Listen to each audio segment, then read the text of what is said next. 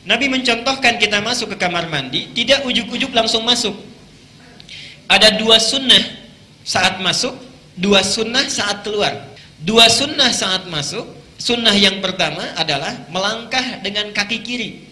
Kemudian kita membaca doa, Allahumma inni a'udzubika minal khubuthi wal khaba'ith. Keluar dari kamar mandi, ada 2 sunnah. Ada 2 sunnah yang berlaku. 1, keluar dengan melangkahkan kaki kanan. Yang kedua, kita membaca doa yang sangat singkat sekali. Sangat singkat. Ghufranaka. Awas, kadang-kadang kita lupa itu. Masuk masjid kaki kiri, masuk kamar mandi kaki kanan. Awas, jangan keliru. Masjid kaki kanan, kamar mandi kaki kiri. Melangkah dengan kaki kiri, kemudian membaca doa. Itu referensinya telah dituliskan.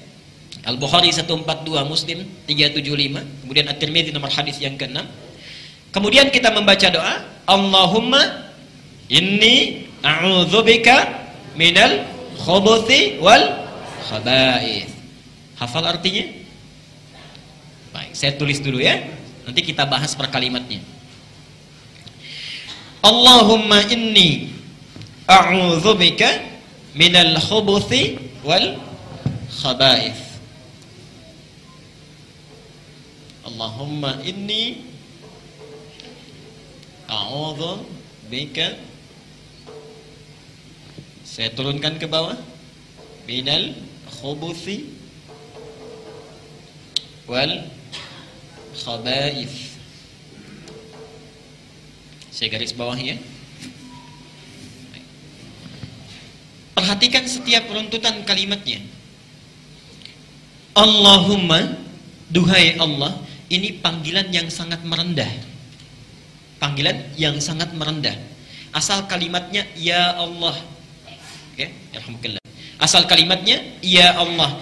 Bila digabungkan 2 kalimat ini untuk menunjukkan sifat kerendahan hati, maka diganti kalimatnya dari ya Allah menjadi Allahumma.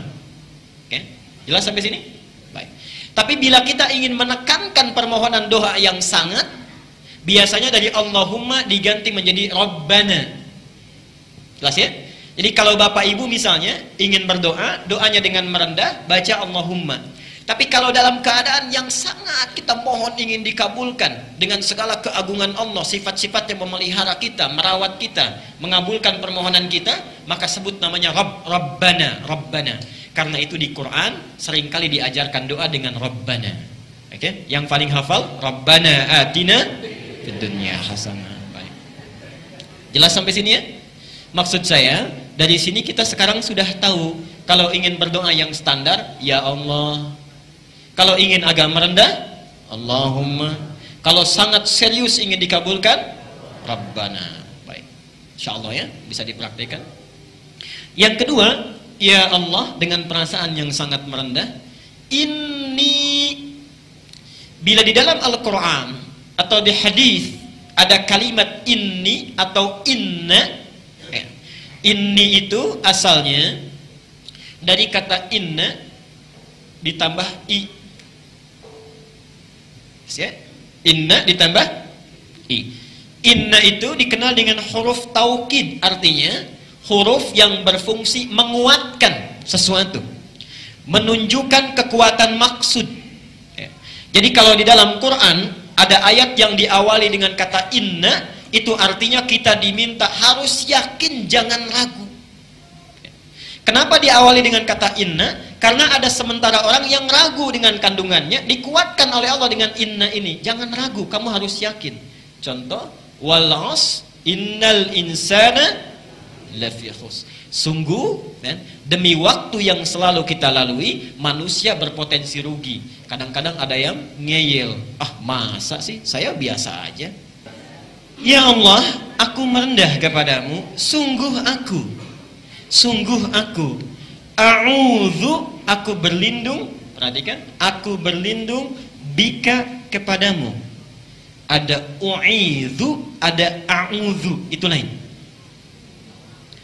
Ada a'udzu, ada u'idzu, itu lain. Ada a'udzu, ada u'idzu.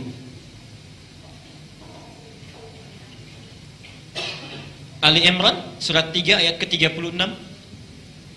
Falamma wada'atha qalat rabbi inni wada'tuha untha wallahu a'lamu bima wada'at wa laysat dzakaru kal untha wa inni sammaituha Maryama wa inni u'idzu. Perhatikan. Kalau a'udzu artinya saya yang berlindung, kitanya. Saya berlindung kepada Allah. Tapi kalau u'idzu memperlindungkan, memohon perlindungan untuk orang lain, bukan untuk kita. Ya? Jadi ada di antara sunnah ketika melahirkan seorang bayi, ya, orang tua berdoa kepada Allah memperlindungkan anaknya supaya dijauhkan dari setan. Ya? Itu dalilnya di surah Ali Imran ayat ke-36.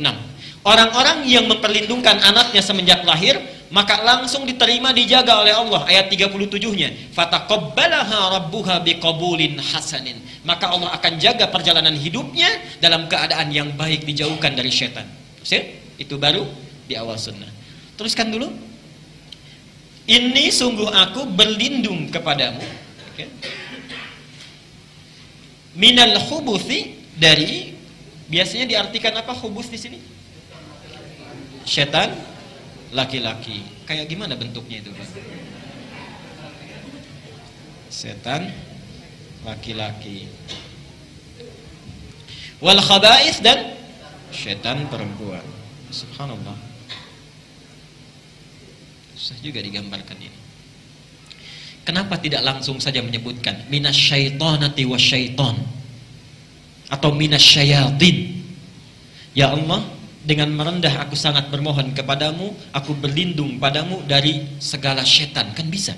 Kalau baca Quran bacaannya apa ta'awudnya? Kenapa masuk kamar mandi bukan a'udzubillahi minasyaitonirrajim?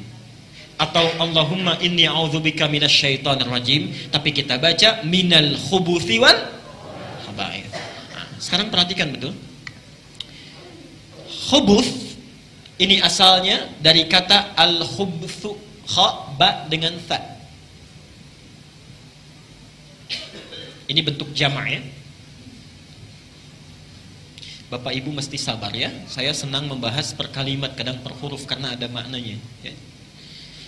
Kha, ba, tha, khabutha.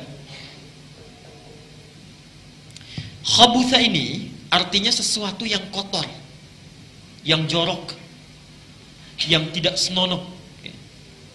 Khabutha, sesuatu yang kotor, jorok. Bila kata ini ingin dibentuk menjadi orang, orangnya, kalau seorang disebut dengan khabith, seorang laki-laki yang jorok, yang kotor, khabith.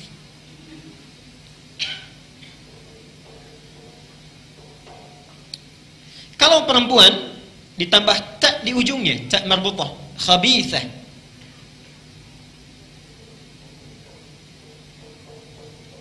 Perhatikan, khabith, khabithah. Kalau ini akan dijamakkan, perhatikan. Kalau jamaknya melekat kepada sifat, jamaknya melekat kepada sifat, dan nanti setan itu bukan wujud makhluk, setan itu sifat. Setan itu sifat. Wujudnya itu bisa lain. Wujudnya bisa iblis yang tak nampak. Karena itu iblis, ketika disebut iblis oleh Quran, itu belum menggoda Adam. Belum menggoda Adam. Iblis itu disebut iblis, asalnya dia dari jin yang sangat taat kepada Allah, kemudian menyimpang. Kana minal jinni fafasaqa an amri rabbih. Kalimat iblis pertama muncul di Al-Baqarah ayat ke-34.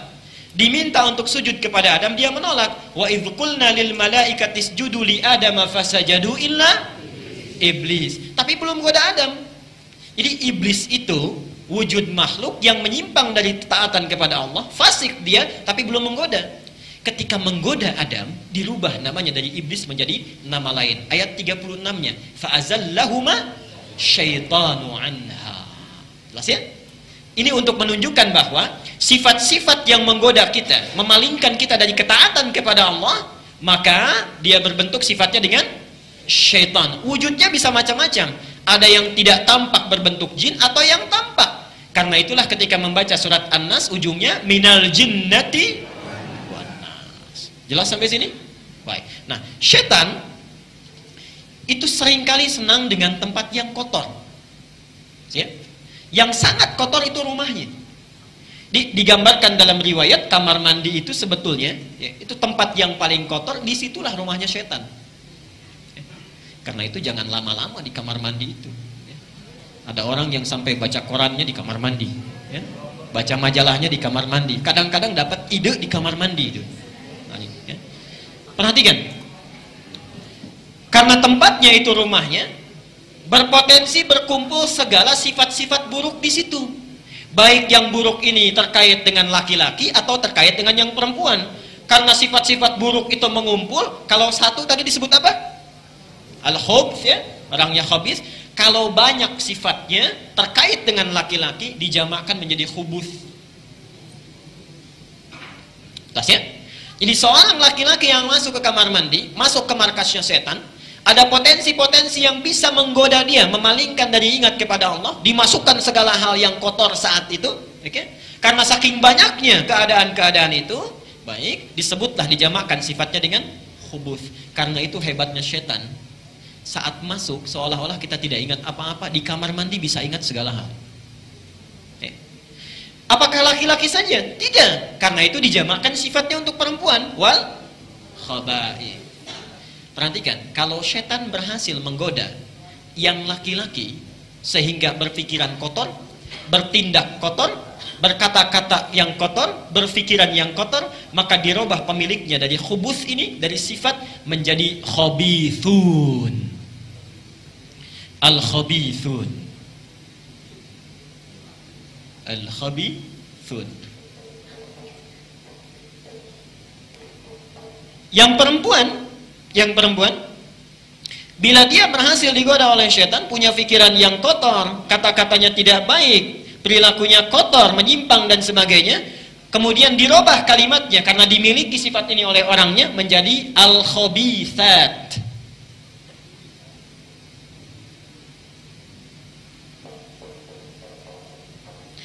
Laki-laki al-khabithun, perempuan al-khabithat. Ini gampang, pelajaran kedua di bahasa Arab, paling gampang.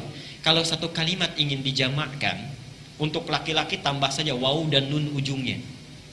Waw dan nun, jadi un.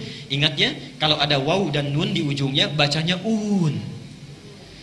Untuk perempuan tinggal tambah alif dan ta di ujungnya. Kalau ada alif panjang, bacanya a. Contoh, muslim laki-laki. Orang-orang muslim laki-laki? Muslimun. Perempuan? Muslimat. Mukmin laki-laki, banyak kan?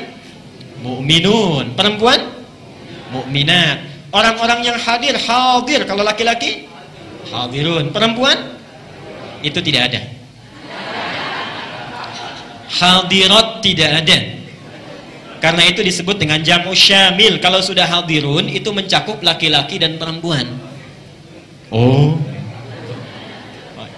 hadirin sekalian, itu sudah laki-laki dan perempuan. Sama dengan begini padanan katanya. Kafir, orang-orang kafir? Kafirun. Ada kafirat? Tidak ada. Jadi kalau sudah kafirun itu laki-laki dan perempuan, ya, mesti belajar kita. An-Nur surat 24 ayat 26. Wal khabithuna lil khabithat wal khabithatu lil khabithin. Ada di Quran. Laki-laki yang punya pikiran kotor, perilaku yang tidak baik, tuturnya tidak baik, itu tidak cocok disandingkan dengan perempuan yang baik, kecuali yang sepadan kotornya. Jadi kalau bapak ibu punya anak, laki-laki ataupun perempuan, anaknya baik, jangan pasangkan dengan orang yang tidak baik. Kalau sudah tahu ini tidak baik, tuturnya tidak baik, perilakunya tidak baik, jangan dipasangkan, karena ada sifat-sifat setan dihembuskan di situ. Bersihkan dulu, baru dipasangkan. Jelas?